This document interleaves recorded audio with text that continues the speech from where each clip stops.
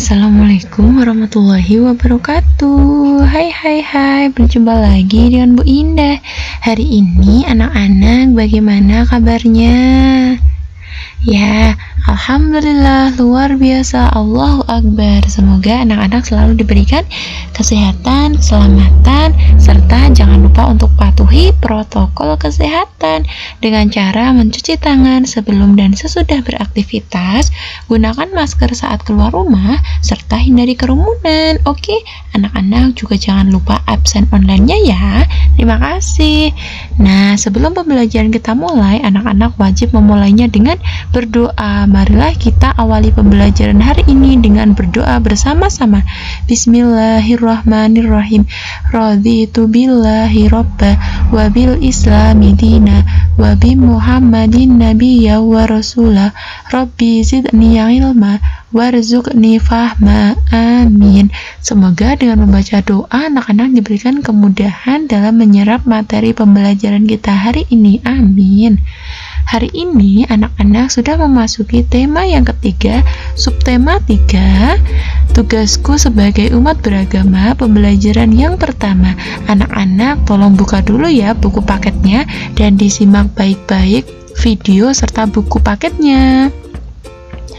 Nah, ini ada percakapan. Bagaimana cara kalian mengucapkan salam sesuai agama kalian? Agama Islam itu Assalamualaikum warahmatullahi wabarakatuh. Itu Islam ya. Agama Kristen, semoga Tuhan memberkati. Agama Hindu, Om Swastiastu. Om Swastiastu itu salam dari agama Hindu dan lain sebagainya. Nah, ini satu kelas itu ada berbagai macam agama dengan macam-macam salam. Jadinya beda agama itu beda cara mengucapkan salam, tetapi kita harus saling menghormati dan menghargai walaupun kita berbeda agama, suku, bangsa, dan bahasa. Ya, anak-anak tidak boleh saling mengejek dan tetap harus hidup rukun. Oke, anak-anak, sekarang ada bacaan nih. Setiap siswa memiliki agama yang berbeda. Mereka memiliki tata cara yang berbeda dalam menjalankan ibadahnya. Walaupun berbeda, mereka saling menghormati. Setiap siswa bebas menjalankan agamanya. Antar umat beragama dilarang memaksakan kehendak. Tugas siswa menjaga kerukunan antar umat beragama. Nih, ada agama Kristen, ada agama Hindu, ada agama Islam, ada agama Buddha, ada agama Katolik, dan ada pula agama Konghucu. Walaupun berbeda-beda, mereka tetap satu jua dan harus saling menghormati, menjaga kerukunan antar umat beragama. Ya anak-anak, lanjut. Budaya tolong menolong. Nah, seperti gambar ya. Ada bacaan. Hari ini Siti belajar dengan ceria. Siti bersama teman-teman berdoa dan memberi salam kepada ibu guru. Ibu guru menyampaikan pengumuman. Pengumuman itu berisi berita tentang banjir di lingkungan sekolah. Seluruh siswa ikut membantu. Mereka mengumpulkan uang sumbangan. Sumbangan dari siswa dikumpulkan setiap kelas. Kemudian dari setiap kelas dikumpulkan untuk disalurkan. Seluruh siswa merasa senang dapat membantu korban banjir. Jadi anak-anak, setiap orang wajib mematuhi, wajib menjalankan kegiatan yang namanya tolong menolong, karena itu merupakan sikap kemanusiaan yang harus kita terapkan dalam kehidupan sehari-hari. Misalnya ada teman yang kesusahan, kita wajib membantu.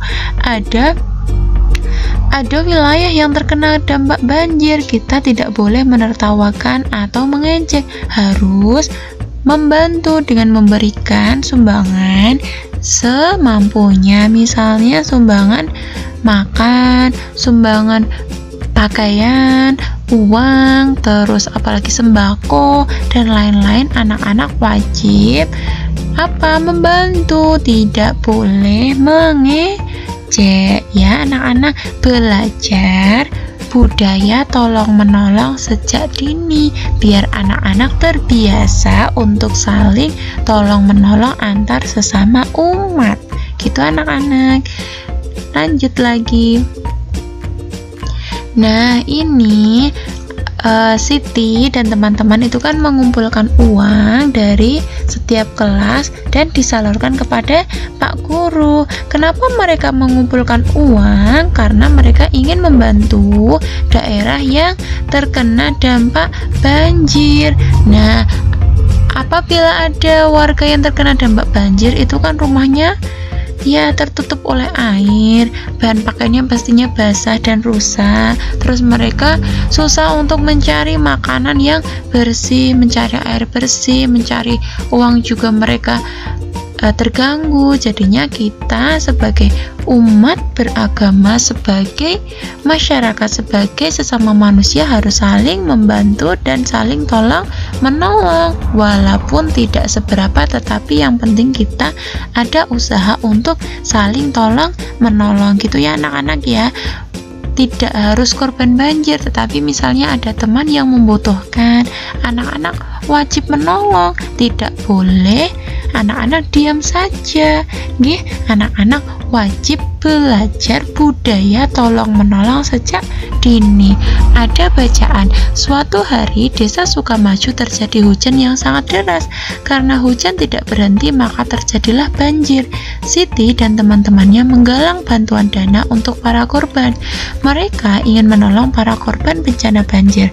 Setelah sumbangan terkumpul, Udin memberikan hasil sumbangan kepada Pak RT untuk disumbangkan atau disalurkan kepada korban bencana banjir. Itu jadi anak-anak wajib belajar budaya tolong menolong sejak dini, oke, supaya suatu saat apabila kita mengalami kesusahan, anak-anak juga ada yang menolong gitu ya. Sesama manusia harus saling tolong menolong dan menjaga kerukunan. Oke anak-anak hebat. Nah, saat kita menolong orang lain, maka harus dengan hati yang tulus dan ikhlas gitu ya. Jangan terpaksa. Kalau terpaksa sama aja percuma, kita tidak mendapatkan pahala. Dengan kita membantu orang lain, kita akan mendapatkan pahala apabila kita tulus dan ikhlas dalam menjalankannya. Jika kita menolong orang lain, kita tidak perlu mengharapkan imbalan. Imbalan itu balasan. Misalnya anak-anak membantu korban bencana banjir, misalnya Rp100.000, anak-anak tidak usah mengharapkan balasan dari apa yang kita berikan. Anak-anak itu harus ikhlas, karena tidak mesti yang balas itu orang yang kita bantu, tetapi kita pasrahkan saja sama Allah, karena Allah lah yang tahu siapa yang membalas kebaikan kita, tidak langsung oleh orang yang kita tolong, tapi lewat orang lain, dan kita juga akan mendapatkan pahala gitu. Yang penting kita tulus dan ikhlas gitu ya anak-anak. Manfaat tolong menolong yang pertama, bisa mempererat persatuan persaudaraan. Yang kedua, meringankan beban orang yang kita tolong. Yang ketiga, membuat hati kita merasa bahagia, dan orang yang kita tolong pasti juga akan merasa bahagia dengan keberadaan kita. Jadi gitu ya anak-anak, pada intinya anak-anak harus tulus dan ikhlas menolong seseorang karena manfaatnya sungguh sangat besar gitu anak-anak.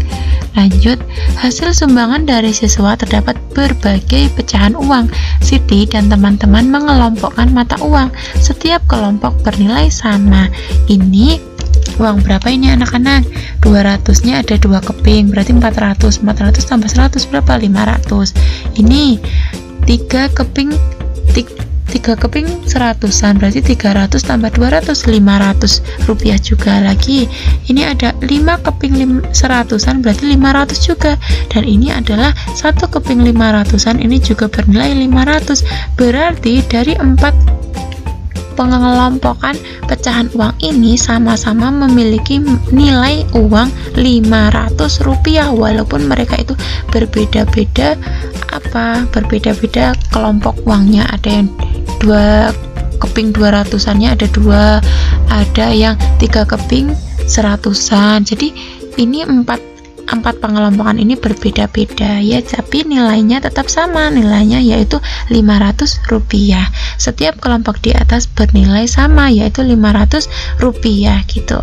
Lanjut, ada pengelompokan uang kembali. Nah, yang pertama ini ada 4 keping 100-an, berarti nilainya berapa? 400. Kalau yang ini 3 keping 200-an, berarti 200 tambah 200 400, 400 tambah 200 600. Yang ini ada 3 keping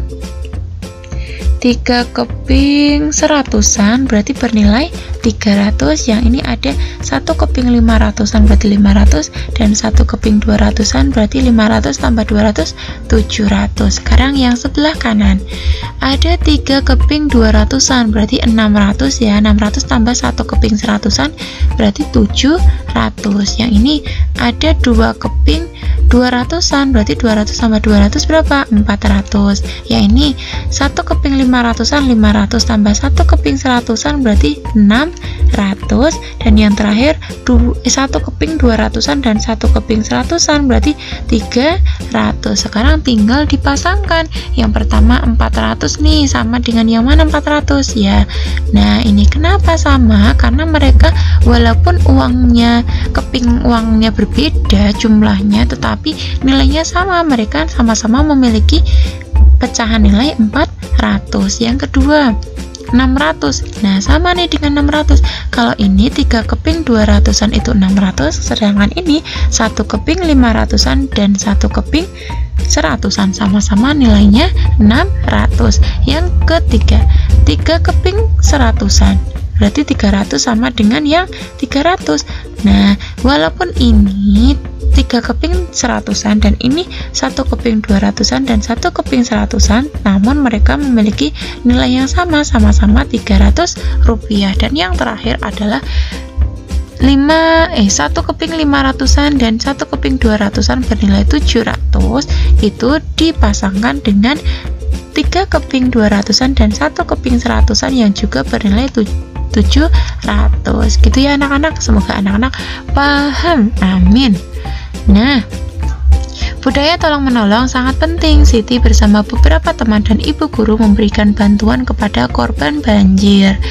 Nah, kan anak-anak tahu ya, banjir itu kan wajib kita bantu. Nah, anak-anak pasti tahu bagaimana kondisi banjir yang mengerikan. Jadi anak-anak juga harus menjaga keselamatan dimanapun anak-anak berada. Oke anak-anak.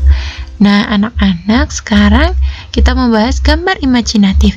Gambar imajinatif adalah gambar yang berasal dari khayalan atau imajinasi.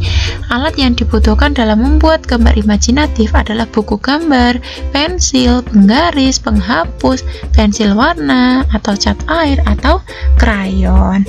Nah, yang ketiga, supaya gambar imajinatif lebih menarik atau bagus, harus diberi warna dari pensil warna, krayon, spidol, atau dari cat air. Pilih salah satu. Yang penting gambar imajinatif itu lebih menarik apabila diberi warna. Gitu ya anak-anak ya. Anak-anak pasti sudah paham. Nah, sekarang tugasnya adalah yang pertama. Tugas tematika subtematika pembelajaran 1 adalah yang pertama, gambarlah keadaan lingkungan yang terkena banjir. Berilah warna supaya menarik. Jadi anak-anak menggambar imajinatif gambar banjir. Sesuai kreasi anak-anak, tidak harus sama. Nah, Bu Guru beri contoh seperti ini. Jadi anak-anak gambar keadaan lingkungan yang terkena banjir.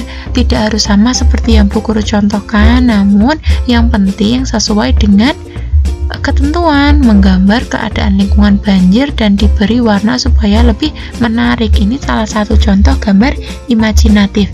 Yang kedua adalah carilah pecahan nilai yang senilai dengan uang Rp2.000. Misalnya Rp2.000 itu sama dengan apa? Kalau misalnya dikelompokkan ada 2 lembar 1000-an, terus apalagi biar jadi 2000, 4 keping 500-an, terus lagi 1 lembar 2000-an, dan lain sebagainya. Anak-anak nanti kelompokkan nilai uang yang sama seperti uang Rp2.000. Dan anak-anak tolong kerjakan tugas ini pada buku tulis tematik ya. Anak-anak semangat mengerjakan tugas dari Bu Guru. Semoga anak-anak menjadi orang yang sukses, amin. Sekian yang dapat Bu Guru sampaikan. Kurang dan lebihnya Bu Guru dalam menyampaikan materi hari ini, Bu Guru minta maaf yang sebesar-besarnya. Bu Guru akhiri, wabillahi taufiq wal hidayah. Wassalamualaikum warahmatullahi wabarakatuh. Terima kasih, bye bye, see you.